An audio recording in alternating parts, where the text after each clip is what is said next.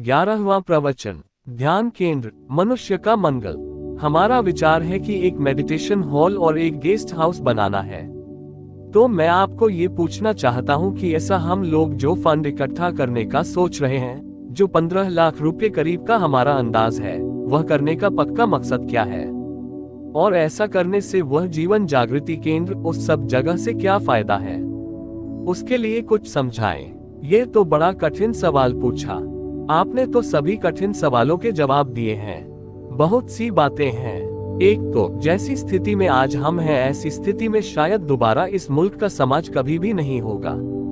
इतने संक्रमण की ट्रांजिशन की हालत में हजारों सैकड़ों वर्षों में एक आध बार समाज आता है, जब सारी चीजें बदल जाती हैं, जब सब पुराना नया हो जाता है। ये क्षण सौभाग्य भी बन सकते हैं और दुर्भाग्य भी। जरूरी नहीं है कि नया हर हालत में ठीक ही हो। पुराना तो हर हालत में गलत होता है, लेकिन नया हर हालत में ठीक नहीं होता। और जब पुराना टूटता है तो हजार नए विकल्प अल्टरनेटिव्स होते हैं।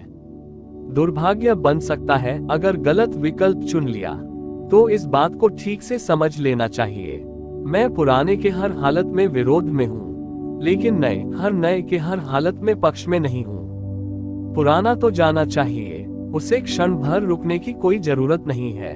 असल में हम पुराना ही उसे कहते हैं जो अपने समय से ज्यादा रुक गया है, जिसे अब नहीं होना चाहिए था। लेकिन जब पुराने के टूटने का क्षण आता है तो हमारे जैसी कौमें बहुत मुश्किल में पड़ जाती हैं, जिन्होंने पुराने को कभी तोड़ा ही नहीं है। तो हम पुराने की तोड़फोड़ भी बहुत स्वस्थ चित्त न कर सकेंगे। यानी पुराने को जब तोड़ेंगे तो हम फीवरिश हालत और बुखार की हालत में ही तोड़ पाएंगे।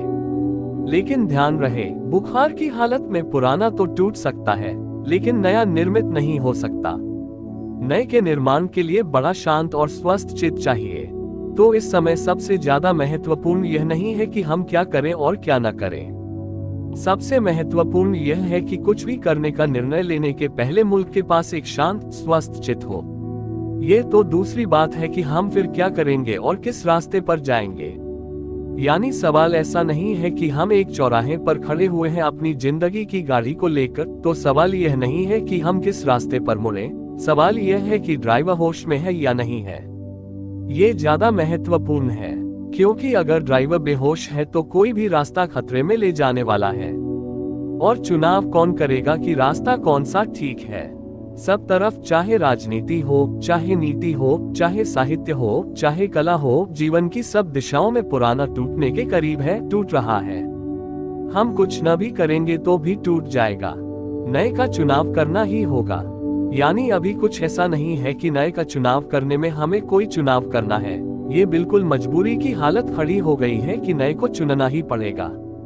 पुराने ने अपने होने का सारा कारण खो दिया है, अब उसका कोई आधार नहीं रह गया। लेकिन दो तरह के लोग हैं मुल्क में। एक वे हैं जो डर के कारण पुराने को बचाए रखना चाहते हैं कि कम से कम परिचित है, पहचाना हुआ है। एक वे हैं जो किसी भी कीमत पर कुछ भी नया आए, पुराने को तोड़ देने आतुर हैं कि कुछ भी नया आ जाए तो ठीक होगा। मैं उन दोनों में से नहीं हूँ, और इसलिए मेरी तकलीफ बहुत ज्यादा है। मुझे लगता है कि नया तो चुनना है, चुनना ही पड़ेगा, रोज चुनना चाहिए, लेकिन कौन चुनेगा? और इधर सैकड़ों वर्षों से यह भूल होती रही है। जैसे कि हम उदाहरण के लिए ले 1947 के पहले कोई 50 साल पूरा मुल्क इस आशा में जिया कि आजादी आएगी और सब ठीक हो जाएगा। और जिनको हम बहुत बुद्धिमान लोग कहें, उन्होंने भी मुल्क को यही समझाया कि सारी परेशानी का कारण अंग्रेज है, अंग्रेज गया कि सब परेशानी गई। सरासर झूठी यह बात थी, लेकिन उन्होंने शायद झूठ समझकर न कही हो, उनकी बुद्धि को दिखाई नहीं पड़ रहा था। तो 1947 पर हमने सारी आशा टिका कर रखी कि आजादी आए कि सब आ जाएगा, अंग्रेज गया कि सब परेशानी गई, क्योंकि परेशानी का कारण वह है। गुलामी सब परेशानी का कारण है, वह हट गई तो सब ठीक हो जाएगा। इसलिए 15 अगस्त की सुबह जब हम उठे तो हमने देखा कि सब ठीक हो गया कि नहीं हो गया। लेकिन वह कुछ भी ठीक नहीं हुआ था। फिर 20 साल गुजर गए। अब हम जानते हैं कि अंग्रेज हमारी सारी मुसीबत का कारण न था। एक आध कारण रहा होगा, और वह एक आध कारण भी इसीलिए मौजूद था कि हमारे बाकी मुसीबत के कारण उसको मौजूद रखने में सहारा दे रहे थे। वे सबके सब कारण मौजूद हैं। लेकिन मुल्क के दिमाग में फिर कोई फर्क नहीं पड़ा। अब जैसे मुल्क कह रहा है कि समाजवाद आ जाएगा तो सब ठीक हो जाएगा। अब हम फिर वही पागलपन की बात कर रहे हैं। समाजवाद आकर भी फिर हम ऐसे ही चौंक कर खड़े रह जाएंगे, ये तो कुछ भी न हुआ। जैसे हमने पीछे ये समझा था कि अंग्रेज की गुलामी सारे उपद्रव का कारण है, जबकि यह बात बिल्कुल सच न थी। बहुत मुश्किल है ये बात कहनी कि अगर अंग्रेज की गुलामी न होती तो हम इतनी भी अच्छी हालत में होते जितनी अच्छी हालत में वे हमें छोड़कर गए हैं। क्योंकि अंग्रेजों ने जब इस मुल्क को अपने हाथ में लिया था तो हमारी हालत तो इतनी बदतर थी जिसकी हमें कोई कल्पना नहीं है। वे जब छोड़ गए हैं तो उससे बहुत बेहतर हालत में छोड़ गए हैं। अब हमें एक ख्याल लग रहा है कि पूंजीवाद किसी तरह नष्ट हो जाए। सारी बीमारी की जड़ वह है, उसे नष्ट करके हम फिर एक मुसीबत पड़ेंगे और हमको लगेगा कि पूंजीवाद तो नष्ट हो गया, लेकिन जो सपने हमने संवारे थे वे नहीं आए। वे नहीं आ सकते हैं, ऐसे नहीं आते हैं। मुल्क के पास एक विचार करने वाला मस्तिष्क नहीं है जो चीजों को उनकी गहराई में देखे और खोजे और समझे। और चीजें इतनी अन्यथा हैं जिसका हमें एकदम से पता नहीं चलता। अगर एक बड़ा मकान है और उस मकान के चारों तरफ छोटे छोटे झोपड़े हैं तो कोई भी आदमी चौगड्डे पर खड़े होकर यह कह सकता है कि झोपड़ों को छोटा कर करके यह मकान बड़ा हो गया है, और यह बात सबको ठीक मालूम पड़ेगी कि यह बात ठीक है। लेकिन ये बात बिल्कुल ही गलत है और उल्टी बात सच है। ये 10 छोटे झोपड़े जिंदा हैं सिर्फ इसलिए कि वह एक बड़ा मकान बीच में उठा है, नहीं तो ये जिंदा भी नहीं रह सकते थे, ये होते ही नहीं यहाँ।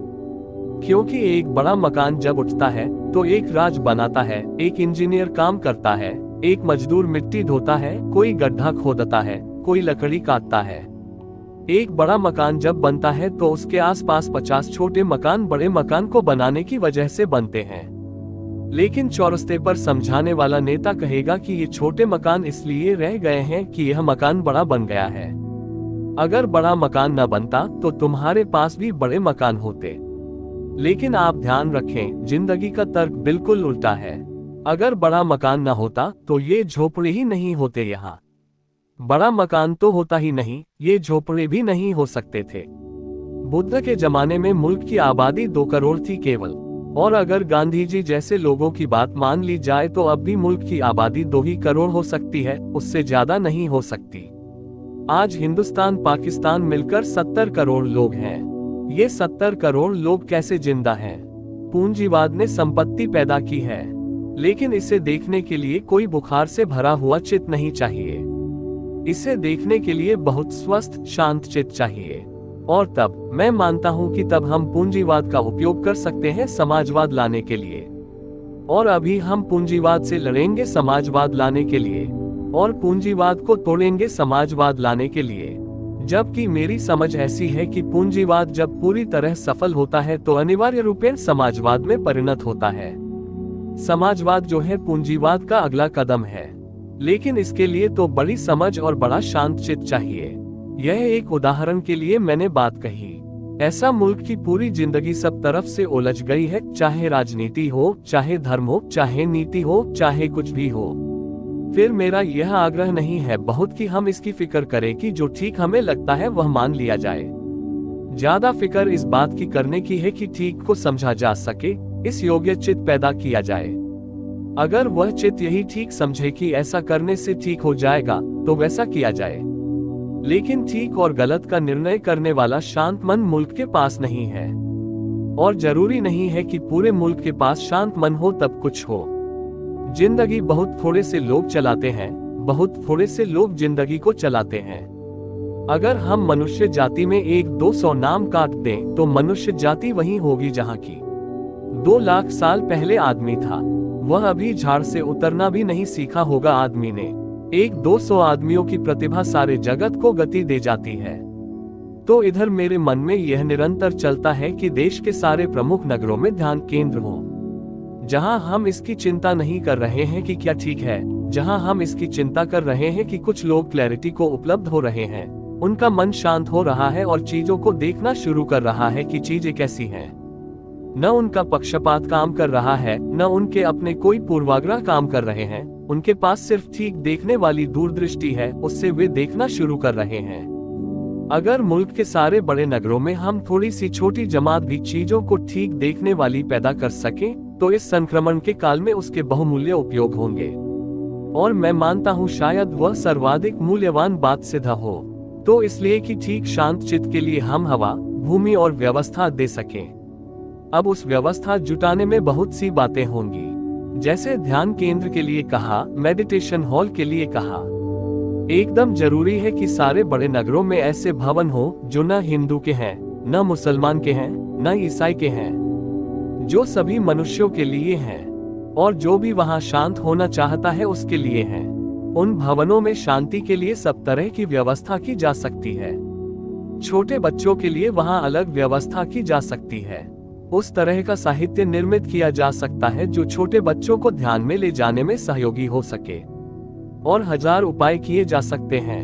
अब उपाय का मामला ऐसा है कि अगर आज कोई पश्चिम की पेंटिंग उठाकर देखे तो उसे ऐसा लगेगा कि जरूर रुग्णचित्त से पैदा हुई है। अभी मैं पुणे में जिस घर में मेहमान था, वहां 2 पेंटिंग वे ले आए थे। वे काफी पैसे खर्च करके लाए थे। पेंटिंग अच्छी भी थी। उन्होंने मुझसे पूछा, आप क्या कहते हैं? तो मैंने कहा कि मैं कुछ नहीं कहूंगा, तुम इस पेंटिंग के पास आधा घंटे के लिए बैठकर इसे देखते रहो, और आधा घंटे बाद तुम्हारा मन कैसा होता है वो मुझे बता दो। तो आधा घंटा तो बहुत दूर है, वह जो पेंटिंग थी उसे 5 मिनट भी गौर से देखने में आपका सिर घूमने लगेगा और ऐसा लगेगा कि आप पागलखाने में हैं। उसका टोटल इफेक्ट पेंटिंग का जो है वह शूटिंग नहीं है। अगर पिकासो की एक पेंटिंग देखकर कोई थोड़ी देर उस पर ध्यान करे तो वह पागल हो सकता है, शांत नहीं। लेकिन एक बुद्ध की मूर्ति पर कोई 5 मिनट बैठकर ध्यान करे तो वह पागल भी हो तो भी भिन्न और शांत होकर लौटेगा। मूर्ति के माध्यम से या पेंटिंग के माध्यम से हमने शांति का इंतजाम किया। दरवेश फकीरों के नृत्य हैं। अब मैं चाहता हूं कि ऐसे हॉल होने चाहिए सारे मुल्क में। नाच तो हम रहे ही हैं, सारी दुनिया नाच रही है, और दुनिया को नाचने से नहीं रोका जा सकता। और जो कौम नाचने से रुकेगी उसको भारी नुकसान होने शुरू हो जाएंगे। लेकिन नाच ऐसा भी हो सकता है कि नाचने वाला नाचने में शांत हो, और ऐसा भी हो सकता है कि नाचने में अशांत हो। मूवमेंट और रिदम की बात है। ऐसा नाच हो सकता है कि कामुकता से भर दे, और ऐसा नाच हो सकता है कि कामुकता के बाहर कर दे। देखने वाला भी देखते देखते कामुक हो जा सकता है। अभी एक लड़की लंदन से लौटी और उसने मुझे कहा कि वह हिप्पी के एक नाटक को देखने गई। तो वे नाच रहे हैं और फिर नाचते नाचते उन्होंने कपड़े फेंक दिए हैं और वे नग्न हो गए हैं। और उनसे मोहाविष्ट होकर हॉल में कम से कम 20% लड़के और लड़कियों ने, युवक और युवतियों ने कपड़े फेंक दिए हैं और नग्न हो गए हैं हॉल में अंदर देखने वाले। तो वह कहने लगी, मैं बहुत हैरान हुई कि यह क्या हो रहा है, क्योंकि यहाँ तक भी ठीक है कि कोई नाच रहा है, नंगा हो गया है, ठीक है, लेकिन हॉल में देखने वाले को क्या हो रहा है? नहीं, नाच आपके भीतर कुछ करेगा। जो भी आप देख रहे हैं वह आपके भीतर कुछ करेगा। दरवेश फकीरों के नृत्य हैं। अगर उन्हें कोई आधा घंटे तक देखता रहे तो वह पाएगा कि सारे मन की चिंता विलीन हो गई है, क्योंकि वह जो मूवमेंट है, वह जो गति है, वह इतने वैज्ञानिक हिसाब से निर्मित की गई है कि आपके मन को थपकी देती हो, शांत करती हो। तो मेरे लिए मेडिटेशन हॉल बहुत और अर्थ रखता है। वहां हम उस तरह के चित्रों की व्यवस्था करें कि जिन्हें देखकर मन शांत होता हो, स्वच्छ होता हो। उस तरह के नृत्यों की व्यवस्था करें जिन्हें देखकर मन शांत होता हो, स्वस्थ होता हो। उस तरह के गीत की व्यवस्था करें, उस तरह के संगीत की व्यवस्था करें, उस तरह की वीणा वहां बजती हो, उस तरह का शिक्षक वहां पैदा हो, उस तरह का बच्चा भी वहां हो, बूढ़ा भी हो, पति भी हो, पत्नी भी हो। जीवन के सारे पहलुओं को हम वहां छूना शुरू करें। पुरानी दुनिया ने भी बहुत से ध्यान भवन पैदा किए थे, लेकिन वे सब पलायनवादी थे, एस्केपिस्ट थे। अगर कोई आदमी मंदिर में जाता है तो वह जिंदगी से भागना शुरू हो जाएगा। मैं ऐसे मंदिर चाहता हूं कि जो जिंदगी में और गहराई में ले जाते हो, जिंदगी से भगाते न हो। तो बड़े से बड़ा तो यह है कि ऐसा केंद्र जहां जीवन की सब दिशाओं को छूने के लिए और सब दिशाओं से काम करने के लिए और मनुष्य को सब तरफ से शांति में डुबकी लगाने के लिए हम कोई व्यवस्था दे सकें। वह व्यवस्था दी जा सकती है, उसमें कोई बहुत कठिनाई नहीं है। जिस तरकीब से हमने आदमी को अशांत किया है वह भी व्यवस्था है। वह भी हमारा इंतजाम है जिसने यह पागलपन पैदा कर दिया है। तो ध्यान केंद्र चाहिए। पैसे की बात मैं नहीं जानता, वही ईश्वर बाबू खुद समझे और आप समझे, उससे मुझे मतलब नहीं है कि वह। इतना मैं जानता हूं कि अगर इस तरह की कुछ व्यवस्था जुटा पाते हैं आप, तो आप आने वाली इस मुल्क की आने वाली समस्त पीढ़ियों के लिए कुछ काम कर सकेंगे, अपने लिए भी कुछ मूल्यवान, जिसका स्थायी परिणाम देश की चेतना पर हो सकता है। ऐसा साहित्य चाहिए। धर्म के नाम पर हमारे पास जो साहित्य है बिल्कुल कचरा है। यानी उस साहित्य की वजह से जिनमें थोड़ी भी बुद्धि है वे धार्मिक नहीं हो पाएंगे। यानी हमारा जो धार्मिक साहित्य जिसको हम कहते हैं रिपल्सिव है, जिसके पास बुद्धि है उसके लिए, उस साहित्य को पढ़ने के लिए बुद्धिहीनता बहुत अनिवार्य आवश्यकता है। तो ऐसा साहित्य चाहिए जो मुल्क की प्रतिभा को छुए और स्पर्श करे, मुल्क की प्रतिभा जिसमें पाए कि कुछ रस हो सकता है। उस साहित्य के लिए भी ऐसे केंद्र प्रचार और विस्तार के लिए आधार बन सकते हैं। अब हमारे पास बहुत नए साधन हैं जो कभी भी न थे, दुनिया में कभी भी न थे। आज हमारे पास हैं, लेकिन उन साधनों का प्रयोग अभी हम मनुष्य के मंगल के लिए नहीं कर पा रहे हैं। अब बुद्ध के पास कोई उपाय नहीं था सिवाय इसके कि वे पैदल घूम घूम कर 40 साल तक, लेकिन 40 साल पैदल बुद्ध घूमे तो भी बिहार के बाहर न जा सके, सिर्फ एक दफा बनारस तक गए। इतनी बड़ी दुनिया है, बुद्ध के पास उपाय नहीं था। अगर मेरे जैसे आदमी को भी बुद्ध जैसा ही भटकना पड़े तो 2500 साल बेकार गए।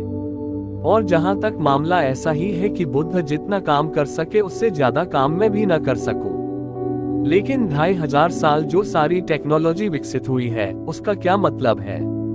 उसका मतलब यह है कि फिल्म ऐसी हो सकती है कि जिस गांव में मैं नहीं गया हूं वहां भी मेरी बात पहुंच जाए। फिल्म ऐसी हो सकती है कि जिस गांव में हम नृत्य की वह व्यवस्था न कर सकेंगे जो हमने बंबई में की है, तो फिल्म उस नृत्य की वहां पहुंच जाए। जरूरी नहीं है कि हम हर गांव में पेंटिंग्स पहुंचा सकें, लेकिन बंबई में जो पेंटिंग्स हमने लगाई हैं अपने ध्यान कक्ष में, उनको पूरा मुल्क फिल्म के जरिए देख ले। कोई वजह नहीं है, पूरा मुल्क ही नहीं पूरी दुनिया भी संबंधित हो जाए। रेडियो का माध्यम है, टेलीविजन का माध्यम है। अब हमारे पास ऐसे माध्यम हैं जिनका कि पुराना जगत उपयोग ही नहीं कर सकता था, उसके पास नहीं थे, हमारे पास हैं, हम भी उपयोग कर रहे हैं। लेकिन मंगल के लिए उपयोग नहीं हो रहा है, अमंगल के लिए उपयोग हो रहा है। तो एक बड़ी लड़ाई। अभी मुझे मिलते हैं लोग, वे कहते हैं कि सिनेमा बंद करो, ये करो बंद। बंद करने का सवाल नहीं है, जो माध्यम जगत में आ गया वह बंद नहीं होगा। इसलिए सवाल बंद करने का नहीं है, सवाल उसके उपयोग का है, उसका कैसा उपयोग हो। अब सिनेमा जैसी शक्तिशाली चीज का एकदम ही गलत उपयोग हुआ जा रहा है। तो मैंने एक कहावत सुनी है, फ्रेंच एक कहावत है कि जब भी कोई आविष्कार होता है तो शैतान सबसे पहले उस पर कब्जा कर लेता है, और वे जिनको हम अच्छे लोग कहें वे खड़े देखते रहते हैं, और वे यही चिल्लाते रहते हैं कि बड़ा बुरा हुआ जा रहा है, बड़ा बुरा हुआ जा रहा है। लेकिन तुमको कौन रोक रहा है कि तुम उस पर कब्जा मत कर लो? नहीं, वे यही काम करते रहेंगे। वे साधु सम्मेलन करके तय करते रहेंगे कि रद्दी पोस्ट नहीं लगने चाहिए, लेकिन अच्छा पोस्ट लगाने से तुमको कौन रोक रहा है? और तुम इतना अच्छा पोस्टर क्यों नहीं लगा पाते हो कि रद्दी पोस्टर अपने आप उखड़ जाए और फिंक जाए, उसे कोई देखने ना आए? लेकिन वह नहीं, उनकी फिक्र यह है कि रद्दी पोस्टर नहीं होने चाहिए। वे चिल्लाएंगे रद्दी फिल्म नहीं होनी चाहिए। तुम्हें अच्छी फिल्म बनाने से कौन रोक रहा है? लेकिन हमारी कल्पना में नहीं आता, हम सोच ही नहीं सकते कि बुद्ध जैसा आदमी अगर फिल्म में खड़ा किया जा सके तो क्या परिणाम होंगे। हम कहेंगे पहले तो बुद्ध खड़े ही नहीं होंगे उस फिल्म में। क्यों? आखिर बुद्ध बोल सकते हैं, चल सकते हैं, तो बुद्ध का बोलना और चलना फिल्म के द्वारा पूरा मुल्क क्यों नहीं देख सकता? वह सारा मुल्क देख सकता है, लेकिन बुरा आदमी सबसे पहले कब्जा कर लेता है और अच्छा आदमी सिर्फ चिल्लाता रहता है। अच्छा आदमी सदा से इम्पोर्टेंट है, वह बिल्कुल नपुंसक है, वह कुछ नहीं करता, वह सिर्फ चिल्लाता रहता है। वह कहता रहता है ये बुरा हो रहा है, ये बुरा हो रहा है, वह बुरा हो रहा है। वह करता कभी कुछ नहीं। बुरा आदमी आग लगाता है, अच्छा आदमी बाल्टी पानी लेकर भी नहीं आता। वह इतना ही कहता रहता है बुरा हो रहा है, यह नहीं होना चाहिए, मेरी समझ में अच्छे आदमी को वीरशाली बनाने की जरूरत है। बुराई से जो लड़ाई है वह बातचीत से नहीं हो सकती है। जिन जिन माध्यम का बुराई उपयोग करती है उन माध्यम का भलाई को भी उपयोग करना चाहिए। अब जैसे मैं हैरान हूँ, मैं जाऊंगा एक एक गांव, घूमूंगा भटकूंगा एक एक गांव में। अगर मैं किसी गांव में जाऊं और 10,000 लोग भी मुझे सुन लें, तो यह समुद्र में रंग डालने जैसा है। ये कभी रंगीन होने वाला नहीं है। इतना बड़ा समुद्र है। अगर मैं जिंदगी भर मेहनत भी करूं तो भी इस मुल्क के 50 करोड़ लोगों से आमने सामने नहीं हो सकता हूं। लेकिन अब कोई वजह नहीं है कि आमने सामने क्यों न हो सकूं। अब हो सकता हूं, जो कि पहले कभी संभव नहीं था। अब ये संभव हो सकता है। तो नवीनतम टेक्नोलॉजी का और साइंस का धर्म कैसे उपयोग करें, इस संबंध में न केवल चिंतन बल्कि व्यवस्था जुटाने की बात है। वह 15 लाख तो बहुत छोट बात है, उसको शुरू मानकर चलना चाहिए। लेकिन अगर इसका उपयोग हो सके तो बड़ा क्रांतिकारी काम हो सकता है। अब बच्चे हैं, बच्चे फिल्म देख रहे हैं, उनको आप मना कर रहे हैं। मैं नहीं मानता कि उनको मना करने की जरूरत है। उनको जरूर फिल्म दिखानी चाहिए। बच्चे फिल्म देखेंगे, लेकिन कोई कारण नहीं है कि ऐसी फिल्म बच्चे क्यों ना देखें कि उनकी जिंदगी में रोशनी बनकर आ सकती है। ऐसा गीत क्यों न गाएं, वह भी वे गा सकते हैं। उन्हें गीत चाहिए। अब बच्चे ट्विस्ट कर रहे हैं या नाच रहे हैं या कुछ और कर रहे हैं, जॉर्ज, ये सब चलता है। मैं मानता हूं कि बच्चों को नृत्य होना ही चाहिए, क्योंकि जो बच्चा नाच नहीं सकता वह बूढ़ा हो गया।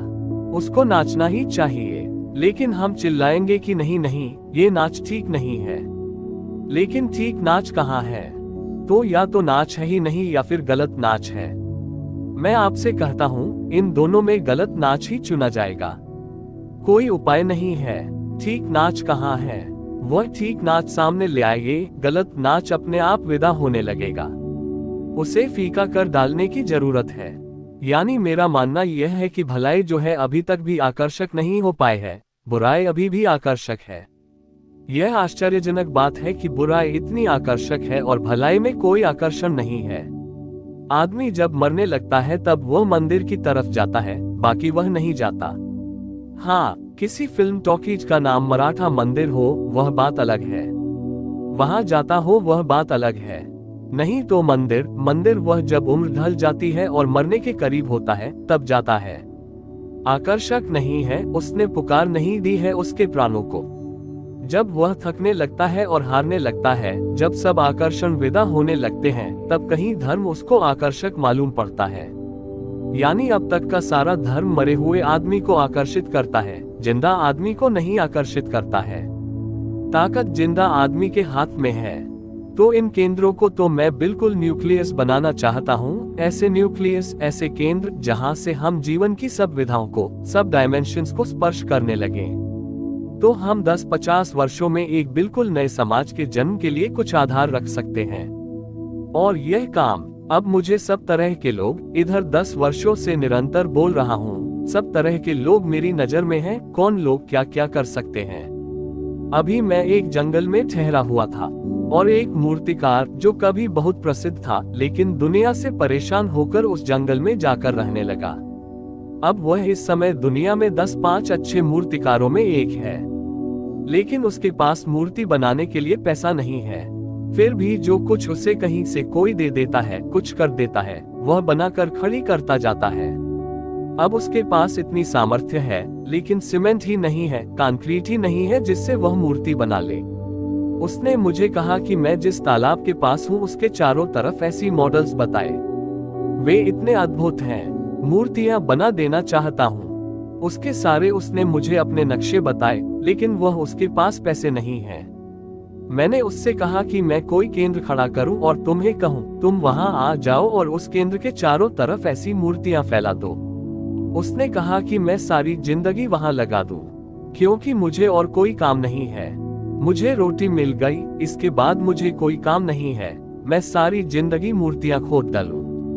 मूर्तिकार हैं, संगीतज्ञ हैं, लेकिन वही संगीत बाजार में बिकेगा जो रद्दी होगा, क्योंकि रद्दी आदमी ही सिर्फ खरीदने वाला है। धीरे धीरे वह संगीतज्ञ रद्दी से रद्दी बेचने लगेगा, क्योंकि बाजार में कमोडिटी उसकी ही है, वही उसका मूल्य है।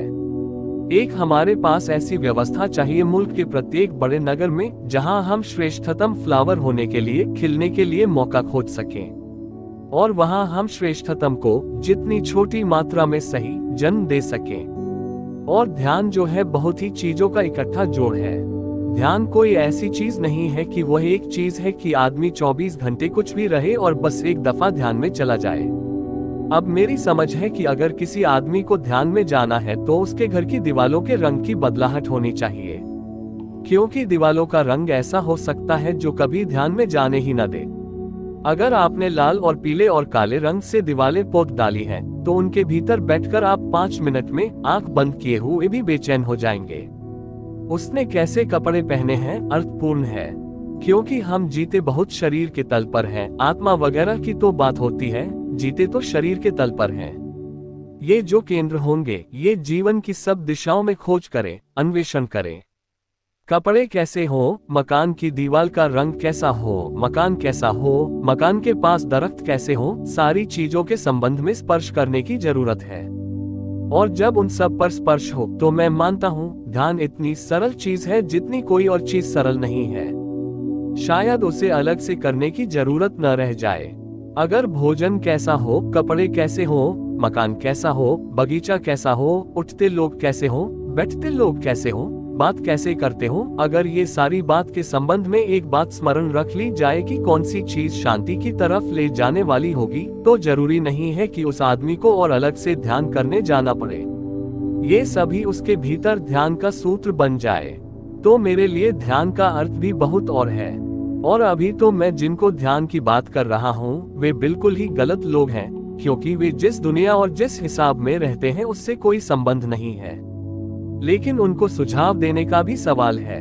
वह भी तो नहीं है उनके पास, वे कर भी क्या सकते हैं।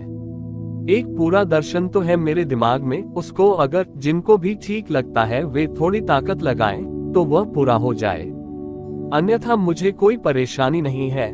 जितना मैं कर सकता हूँ मैं करता चला जाता हूँ, उससे कोई अंतर नहीं पड़ता। अब मेरे पास कुछ लोग हैं जिनको मैं कहीं बिठा सकता हूँ, जो कि बड़े काम के हो सकते हैं, क्योंकि मैं तो कहीं बैठ नहीं सकता। मेरा कहीं बैठना तो महंगी बात है, मैं चलता ही रहूंगा। पर कुछ लोगों को कहीं बिठाया जा सकता है जो कि बड़े काम के सिद्ध हो जाएं। पर उनके बिठाने के लिए भी कोई उपाय और व्यवस्था चाहिए, तो वह आपको सोचना चाहिए। और एक बंबई से शुरुआत करें, एक बंबई में एक मॉडल की तरह खड़ा कर लें। फिर हम देश के और नगरों में उसकी चिंता लें। जो भी महत्वपूर्ण है वह बहुत धीरे धीरे प्रभावी होता है, वक्त लेता है। मौसमी फूल हम बोते हैं तो वे महीने भर बाद फूल भी देने लगते हैं और 2 महीने बाद समाप्त भी हो जाते हैं। यह कोई प्रक्रिया इतनी आसान नहीं है कि आज हो जाएगी, और इसलिए मुझे लगता है कि अक्सर इसीलिए काम नहीं हो पाता, क्योंकि हमारी आकांक्षाएं बहुत मौसमी होती हैं। हम चाहते हैं कि अभी हो जाए, वह अभी नहीं हो पाती तो फिर हम थक कर लौट जाते हैं कि यह अभी नहीं होगी। पर यह तो लंबी यात्रा है, और ऐसी यात्रा है जो अंत कहीं भी नहीं होती है। हम उसे फिर धक्का दे जाते हैं, समाप्त हो जाते हैं, फिर कोई और उसे धक्का दे जाता है और समाप्त हो जाता है, और यात्रा चलती रहती है। यात्रा अनंत है। पर एक ही ध्यान अगर आदमी की जिंदगी में रह जाए कि उसने मनुष्य के आनंद की तरफ और मनुष्य के मंगल की तरफ कुछ भी धक्का दे दिया था, तो भी वह मैं आदमी मानता हूँ कि बड़ी शांति अनुभव करेगा, खुद भी कि मैंने मनुष्य को। लेकिन अगर हमने यह नहीं किया तो ध्यान रहे, यह नहीं हो सकता कि आप खाली रह जाएं, धक्के तो आप दे ही रहे हैं। तो आप अशांति की तरफ देंगे, अमंगल की तरफ देंगे। आप जी रहे हैं तो आपके धक्के तो जीवन को लगेंगे ही।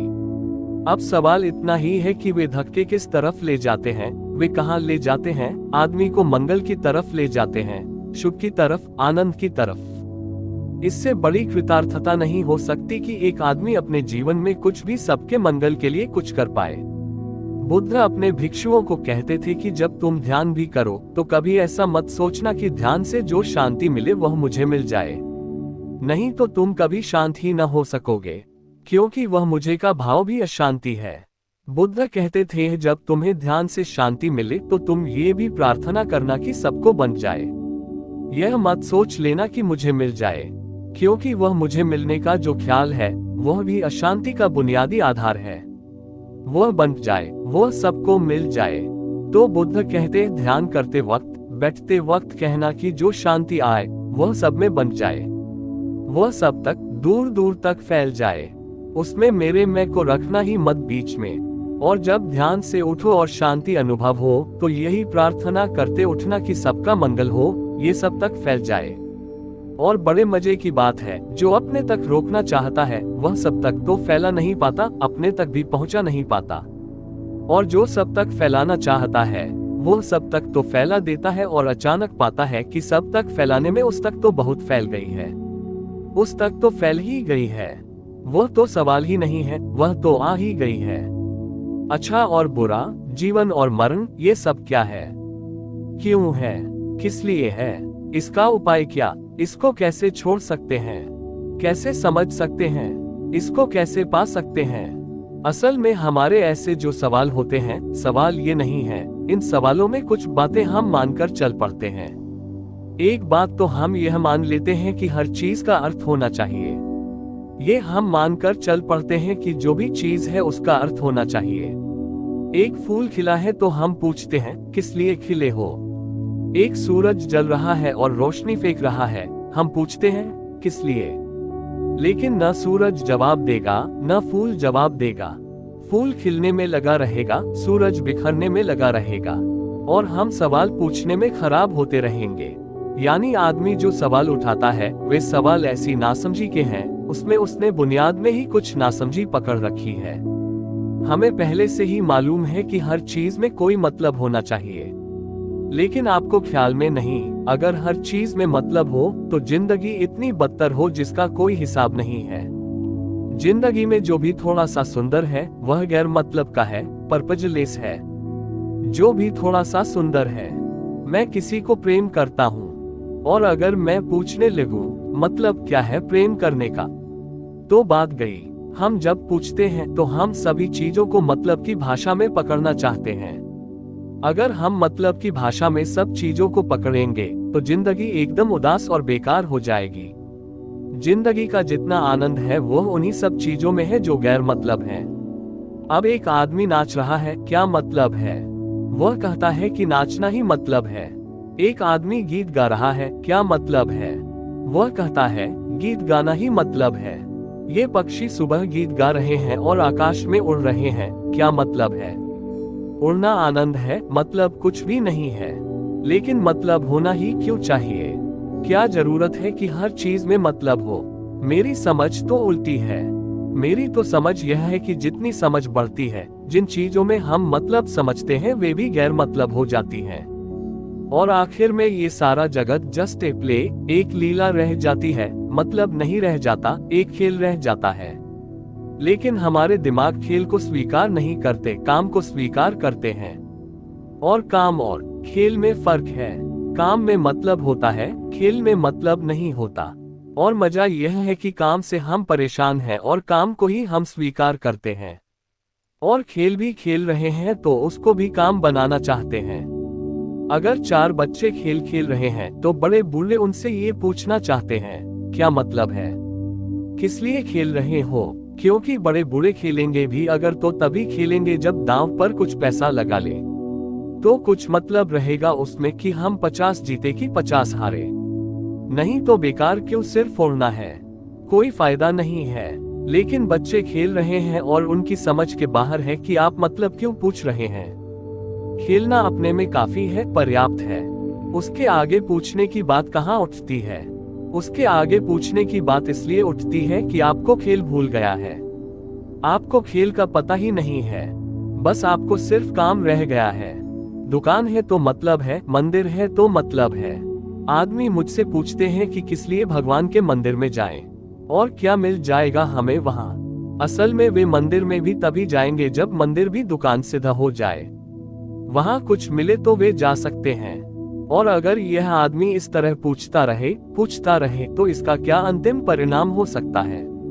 आखिर में वह यही पूछेगा कि मेरे होने का क्या मतलब है। तब फिर आत्महत्या के सिवाय उपाय नहीं रह जाता। ये जो सवाल है ना आपका, इसका आखिरी उत्तर आत्मघात है। ये जो सवाल है